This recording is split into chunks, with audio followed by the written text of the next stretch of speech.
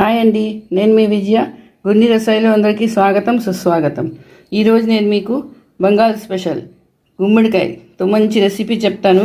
బెంగాలీ వాళ్ళు ఏం చేస్తారంటే గుమ్మడికాయ ఆకు, చెట్టు, పువ్వు, కొమ్మ అన్నీ యూజ్ చేస్తారు, అన్నీ తింటారు వాళ్ళు. గుమ్మడికాయ చెట్టు ఏం వదలరు, చాలా బాగుంటాయి. వాళ్ళు ఆవు నూనెతో చేస్తారు, మనం చెయ్యము. కానీ ఈరోజు నేను మీకు గుమ్మడికాయ పాలకూర కాంబినేషన్తో మంచి కూర చెప్తాను, రండి. దీనికి కావాల్సింది మూడే పదార్థాలు: గుమ్మడికాయ, పాలకూర, నువ్వుల పప్పు, ఎండుమిరపకాయలు, తర్వాత నూనె కొంచెం పోపుకి.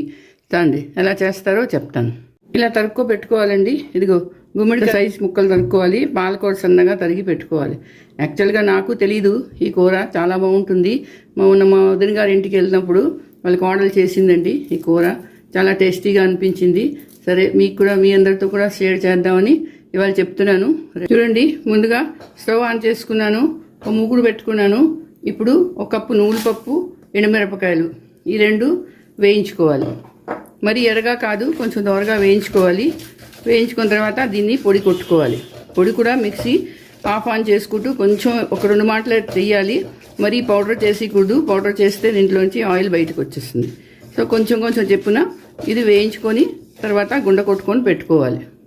ఇగో ఇలా వేయించుకోవాలండి, ఈ కలర్ రావాలి. ఇప్పుడు ఇది మిక్సీలో వేసుకొని పౌడర్ చేసుకోవాలి. ఇప్పుడు అదే మూకుడు పెట్టుకున్నాను. ఇక వచ్చారా, గుమ్మడికాయ ముక్కలు వేసాను, అలాగే పాలకూర వేసేయాలి. పాలకూర వేసి కొంచెం నీళ్లు వేయాలి, నీళ్ళు పోయాలండి. నీళ్ళు వేసి ఇందులోని కొంచెం ఉప్పు వేయాలి. ఉప్పు వేసి ఇది మూత పెట్టుకొని కొంతసేపు ఉడకనియాలి. చూడండి, ఉడికిపోయింది.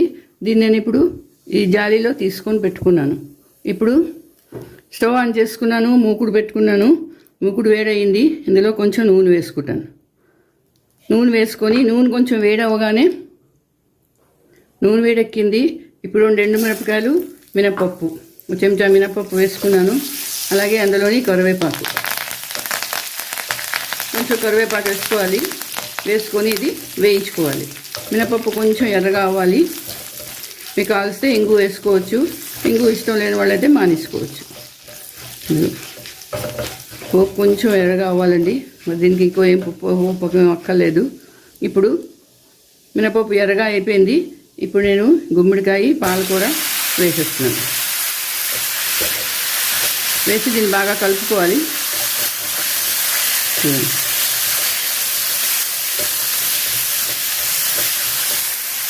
ఇప్పుడు ఇందులోని నువ్వుల గుండ నేను లంచ్ పెట్టుకున్నాను కదా, నువ్వుల పప్పు, ఎండుమిరపకాయలు అది వేసుకోవాలి. మరీ ఎక్కువ అక్కర్లేదు, దీనికి ఎంత పడుతుందో అంత వేసుకోవాలండి. వేసుకొని కలుపుకోవాలి. చూడండి, 4 పక్కల కలుపుకున్నాను. చాలా చాలా బాగుంది. ఇది వాసన కూడా మంచి వాసన వేస్తున్నది, నువ్వుల గుండ వాసన. ఇది ఇంకా కర్రీ రెడీ అయిపోయిందండి. ఇది రైస్లోకి చాలా చాలా బాగుంటుంది, చాలా వేగరం కూడా అయిపోతుంది మనకి.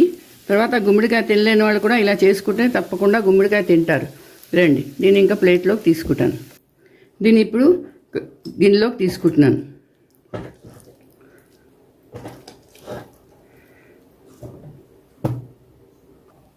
ఇంకోటండి, గుమ్మడికాయ, పాలకూర, నువ్వులగుండ వేసిన కూర చాలా చాలా టేస్టీగా ఉంటుంది. రెడీ అయిపోయింది. మరి మీరు కూడా చేసుకోండి, అందరికీ పెట్టండి. అలాగే నా ఛానల్కి తప్పకుండా సబ్స్క్రైబ్ చేయండి. తర్వాత నా వీడియో మీకు నచ్చితే లైక్, షేర్ కూడా చేయండి. మళ్ళీ ఇంకో రెసిపీతో కలుస్తాను. అంతవరకు సెలవు.